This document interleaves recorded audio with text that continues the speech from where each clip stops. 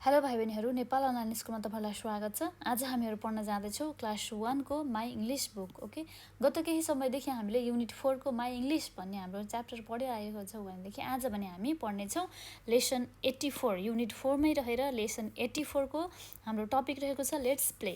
Okay, let's play भनेको चाहिँ ल अब खेलौँ न त भनेको छ, अथवा हामीले यहाँनिर सानो एउटा पिक्चर जस्तोमा चाहिँ हामीलाई चाहिँ लुक एन्ड रिड भनेर दिएको छ, जहाँ चाहिँ खेलेको कुराहरूको चाहिँ हामीलाई एउटा छुट्टै किसिमको एउटा कुराहरू गर्नुपर्ने छ।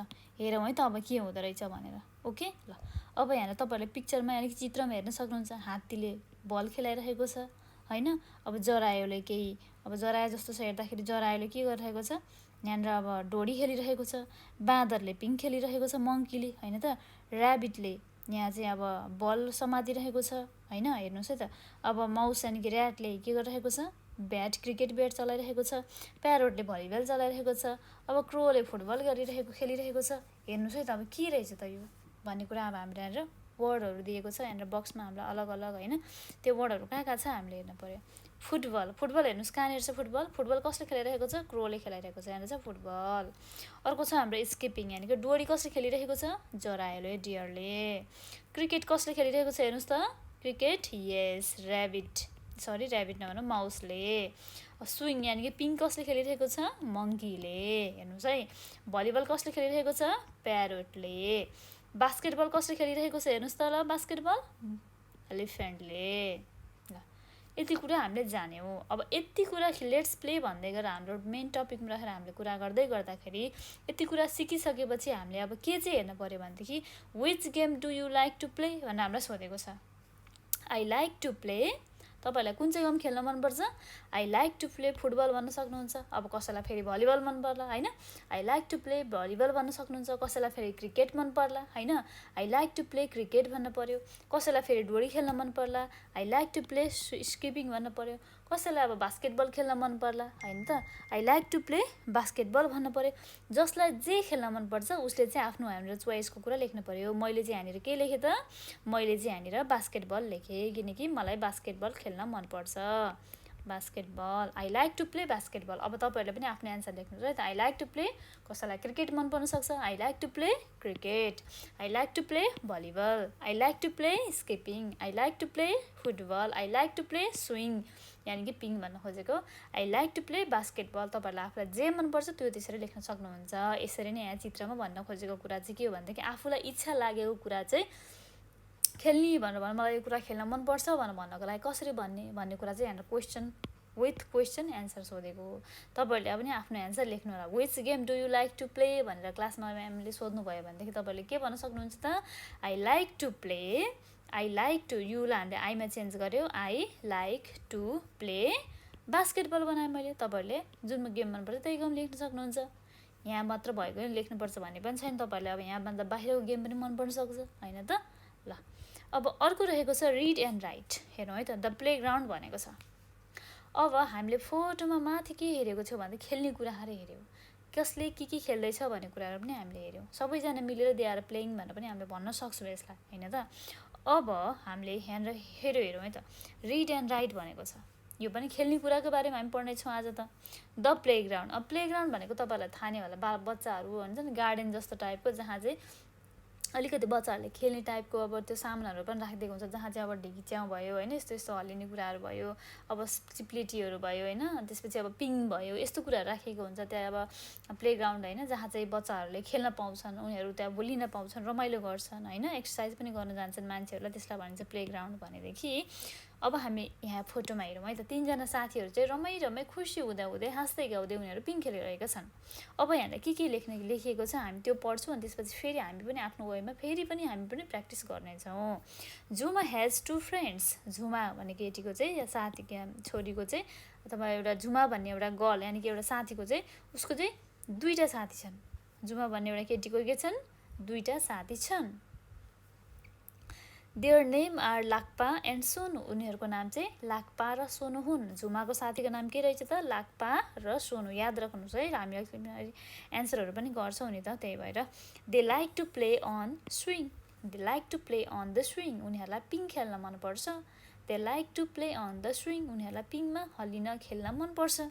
They like to play in the playground, उनीहरूलाई प्लेग्राउन्ड अनि कि बगैँचामा खेल्ने ठाउँमा खेल्न पनि मनपर्छ भनेको छ।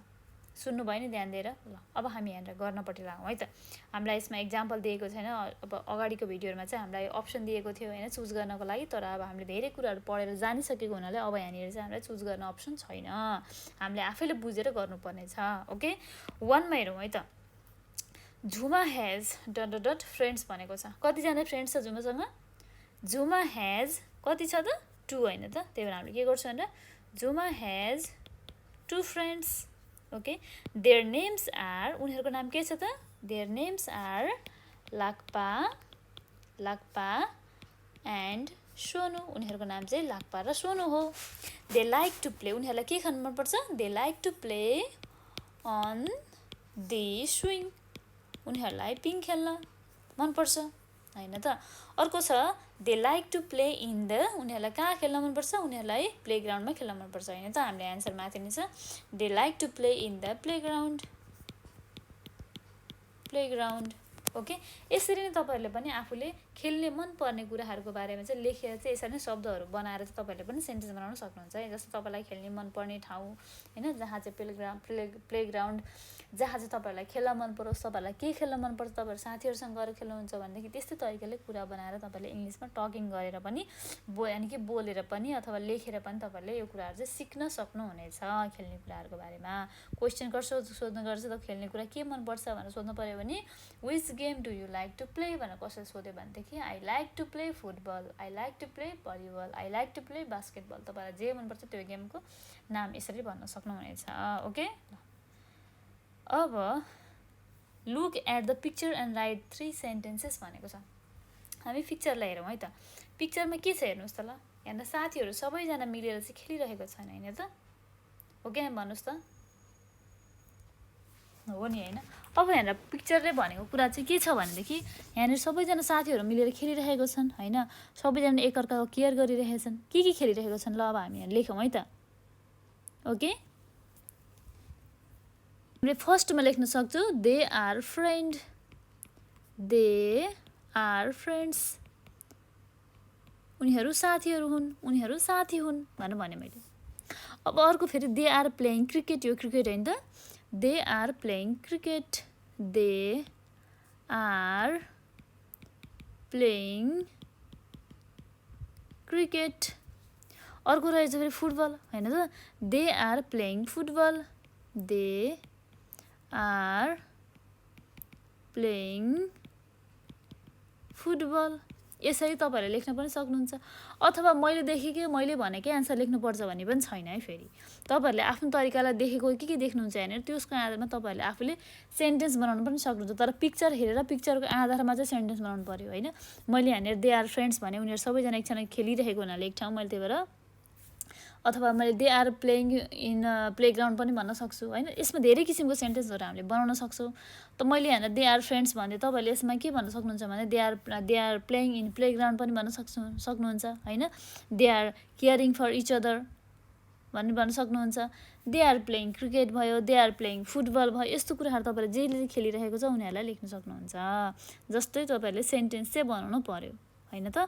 अब यहाँबाट तपाईँले 3टा मात्र नबनाएर अरू पनि धेरै सेन्टेन्सहरू बनाउन सक्नुहुन्छ, किनकि हामीले धेरै कुराहरू लेख्न र पढ्न सिकिसकेका छौँ अगाडिको भिडियोहरूमा पनि होइन त।